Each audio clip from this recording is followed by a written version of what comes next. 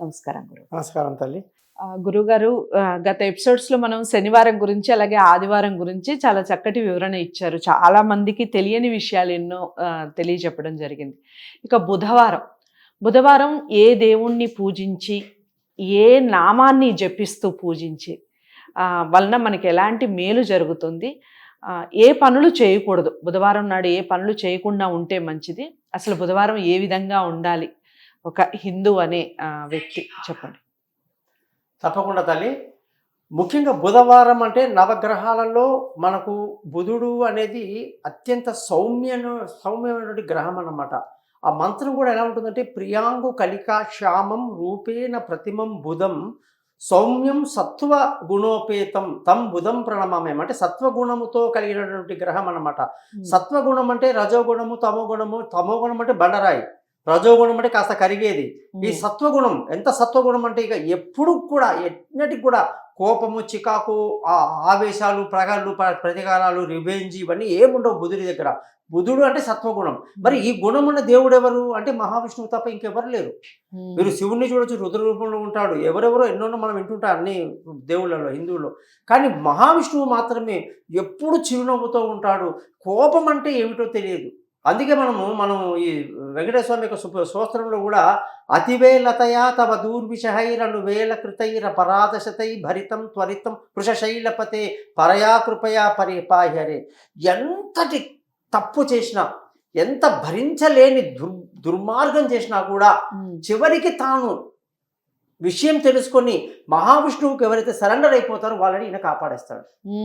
అంటే ఇప్పుడు ఇంత తప్పు చేశాడు, ఇంకా వీళ్ళు వదులుతానేది ఏమి ఉండదు. ఎందుకంటే ఎప్పుడైతే నువ్వు మహావిష్ణువుకు సరెండర్ అయిపోతావో, నువ్వు ఎంత తప్పు చేసినా కూడా ఆయన నిన్ను క్షమిస్తాడు. దీనికి ఒక చిన్న ఎగ్జాంపుల్. మనం ఏంటంటే ప్రతిసారి నన్ను చాలామంది అడుగుతుంటారు ఏంటో పురాణాలు, శాస్త్రాలు అవన్నీ కాదు. నేను ప్రాక్టికల్గా సైన్స్ స్టూడెంట్ని. మీ నాన్నగారి దగ్గర వెళ్ళి కొడుకు నానా తప్పులు చేసి, అడ్డమైన పనులు చేసి, బయట అన్ని వెధవ పనులు చేసి ఇంటికి వస్తే ఈ ఊరో వాళ్ళందరూ వచ్చి ఇంటి మీద పడతారు. పడ్డ ప్రతిసారి కూడా ఆ కొడుకు తండ్రి కాళ్ళ మీద పడిపోయి నాన్న ఈసారి క్షమించేసి పొరపాటు అయిపోయింది, ఇంకోసారి చేయను అంటాడు. ఏం చేస్తాడండి తండ్రి? దగ్గర తీసుకుని అలింగనం చేసుకుంటాడు. సరేలే నాన్న అని కళ్ళలో నీళ్ళు పెట్టుకుంటాడు, ఇంకోసారి చేయొద్దు అంటాడు. మళ్ళీ ఓ వారం 10 రోజులకు మళ్ళీ ఇంకో చాట తెస్తాడు. అలాంటి పిల్లలు ఉంటారు. అలా తండ్రికి అంత ఓపిక ఉంటే 1000 తండ్రులతో సమానమైనటువంటి ఆ తండ్రికి మహావిష్ణువుకి ఎంత ఓపిక ఉండాలండి. అందుకే ఈ ప్రాక్టికల్గా మనం ఎన్నెన్నో తప్పులు చేస్తామండి. మనం తెలియక వచ్చాం ఇక్కడికి, తప్పులు చేయడానికి వచ్చాం, తప్పులు చేస్తాం. చేసిన తర్వాత వీ షుడ్ రియలైజ్ దట్ ఎస్ ఈ తప్పు మళ్ళీ చేయకూడదు అని మనం ముందుకు వెళ్తూ ఉండాలి. కాబట్టి వెంకటేశ్వర స్వామి మహావిష్ణువుని ఆరాధించడం బుధవారం నాడు చాలా గొప్ప విషయం. అందులో అత్యంత పవిత్రమైనటువంటి బుధవారాన్ని మనం ఎటువంటి నాన్ వెజిటేరియన్స్ కానివ్వండి, ఎటువంటి ఆనియన్స్ కానివ్వండి, ఇంకా వెల్లుల్లి కానివ్వండి, ఇవన్నీ కూడా వాడకూడదండి. వాటి వల్ల మనకు ప్రకోపాలు ఎక్కువ ఉంటాయి అన్నమాట. సో అవి మన శరీరంలో వేరేగా పనిచేస్తాయి. కాబట్టి వాటిని నిషేధించాలన్నమాట. సత్వంగా ఆ రోజు వేణు పొంగల్, చక్కెర పొంగల్, పులిహోర, వడ ఇవన్నీ స్వామికి నైవేద్యం పెట్టి ప్రసాదాన్ని స్వీకరించడం. బుధవారం నాడు ఏకాదశి కానీ కలిసి వచ్చిందంటే ఇంకా అది ఆ రోజు అంత గొప్పతనం ఇంకోటి లేదండి. బుధుడు అంటేనే మహావిష్ణువు యొక్క రోజు అనమాట. బుధుడికి సంబంధించిందంటే మహావిష్ణువు అధిపతి. కాబట్టి ఆ రోజు మనం ఉదయం నుంచి రాత్రి దాకా ఎంత వీలైతే అంత మనసులో ప్రశాంతంగా మహావిష్ణువు సహస్రనామాన్ని చదువుకోవాలి. ఈ మహావిష్ణు సహస్రనామము ప్రపంచంలోనే అత్యంత గొప్ప మంత్రం. దీనికి మించిన మంత్రమే లేదు, ఇంకా పుట్టలేదు, పుట్టదు కూడా.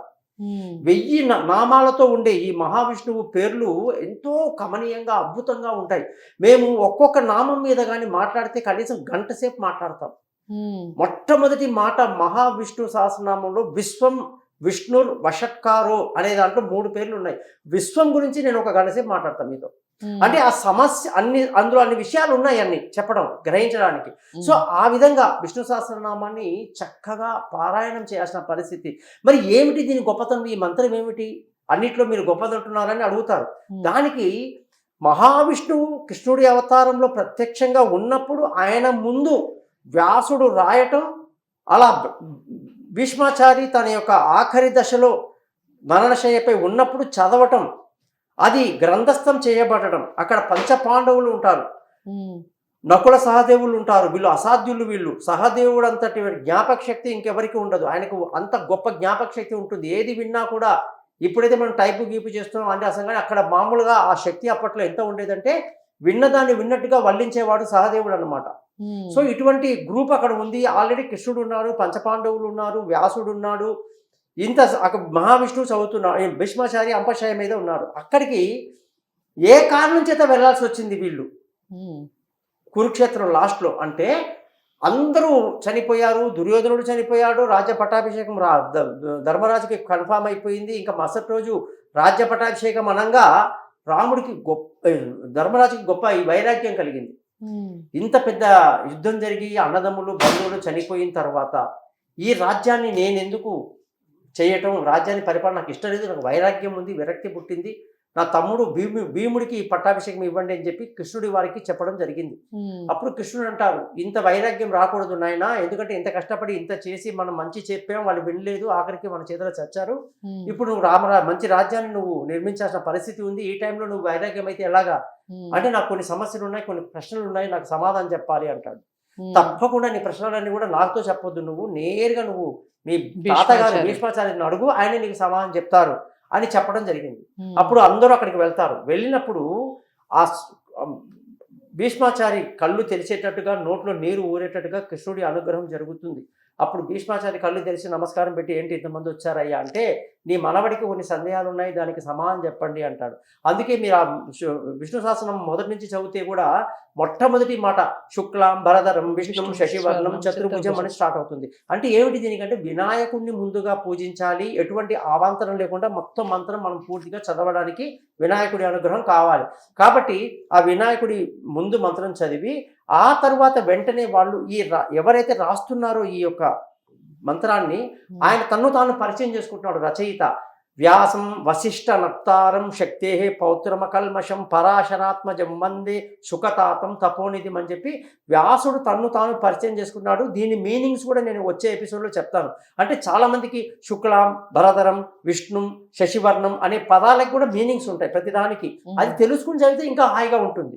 అలాగే వ్యాసుడు తన్ను తాను పరిచయం చేసుకునే విధానం కూడా, తను వశిష్ఠుని యొక్క నప్తారం అంట, అంటే మునిమనుడట, శక్తికి మనవడట, ఇంకొక తండ్రి పరాశరానికి కొడుకట. ఇలాగా తన్ను తాను పరిచయం చేసుకుని, నా కొడుకు పేరు సుఖమహాముని అయ్యా బాబు, నేను ఫలానా అని తను తాను చెప్పుకునే పద్ధతి ఆ రోజుల్లో ఉండేది. ఆ తర్వాత అధికారాయ శుద్ధాయ నిత్యాయ పరమాత్మని మహావిష్ణువుని నమస్కారం చేస్తూ తాను ఈ మంత్రాన్ని స్టార్ట్ చేస్తాడు. అప్పుడు వైశంపాయన ఉవాచ, మహావిష్ణువు అడుగుతాడు కృష్ణుడు, ఆయన నీ డౌట్స్ ఏదో ఉన్నాయి కదా, నువ్వు మీ తాతగారిని అడుగు అంటే, అప్పుడు ఆయన అడుగుతాడు, కిమేకం దైవతం లోకే కిం వాప్యేకం పరాయణం. ఆ ప్రశ్నలు మొత్తం 5-6 ఉంటాయి ఇందులో.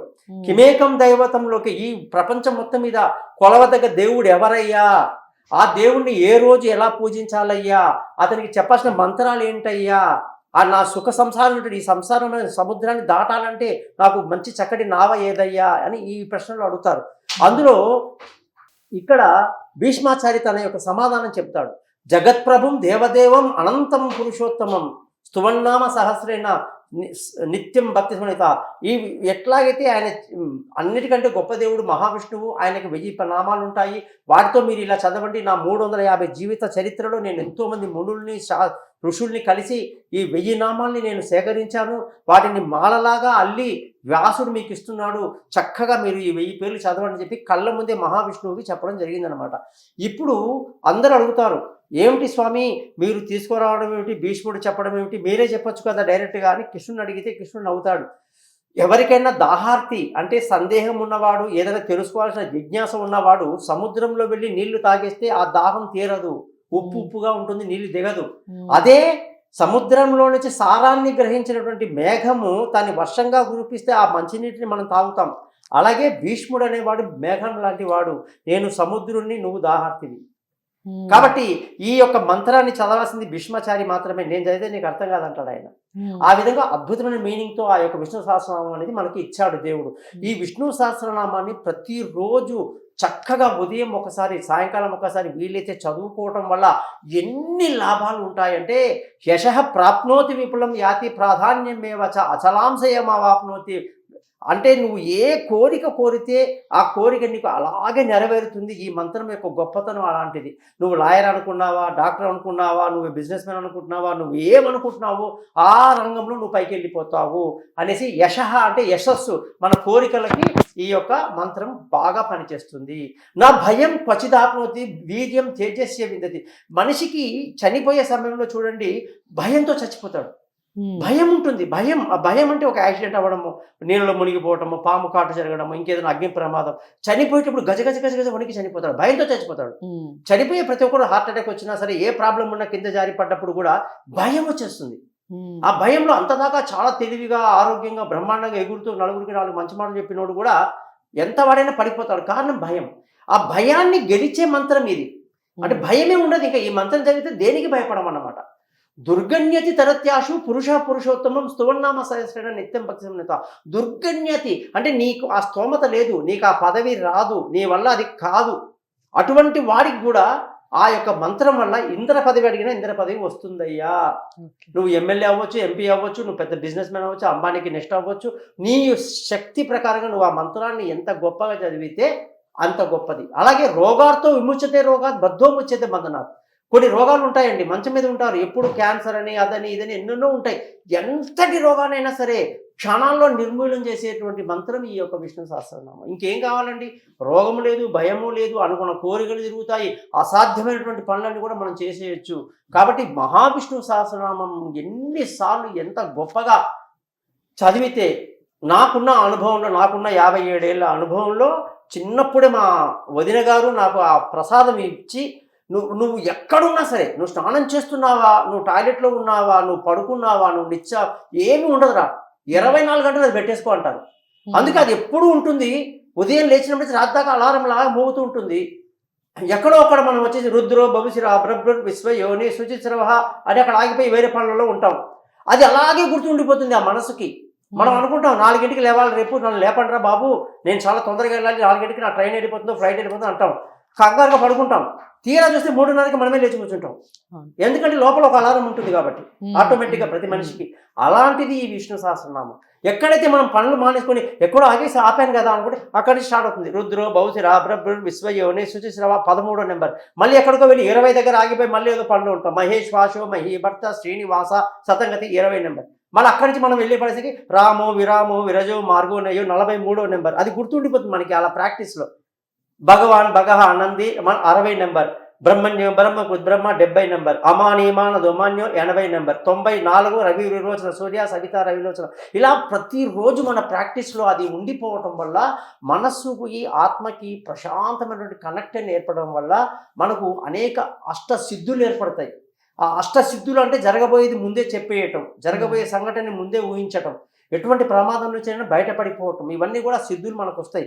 ఇవన్నీ కూడా మేము సాధించి వాటిని అనుభవించి ఇవాళ అస్ట్రాలజీలో కూడా చాలా ఒక మంచి స్మూత్ పేరు అనమాట. అందరికీ కూడా ఎటువంటి భయం అనేది లేకుండా జాతకాన్ని క్లియర్గా చెప్పి వాళ్ళకు వచ్చిన భయాన్ని పోగొట్టేటువంటి శక్తి ఆ మంత్రం వల్ల నాకు వచ్చింది. కాబట్టి విష్ణు సహస్రనామం ప్రతి ఒక్కరు కూడా రోజు పాటించాలి, పారాయణం చేయాలి. దానికి వేళాపాలా లేదు. ప్రతి క్షణం కూడా ఆ పేరు ఉండడం వల్ల చాలా మేలు జరుగుతుంది. చాలా చక్కటి వివరణ ఇచ్చారు. ముఖ్యంగా బుధవారం నాడు విష్ణు సహస్రనామం వల్ల చేయటం వల్ల ఎంతటి మేలు జరుగుతుంది అనేది చక్కటి ఎగ్జాంపుల్స్తో, అలాగే మనకి అసలు విష్ణు సహస్రనామం ఎక్కడ మొదలైంది అనేది కూడా చాలా చక్కటి వివరణ ఇచ్చారు గురువుగారు. నమస్కారం.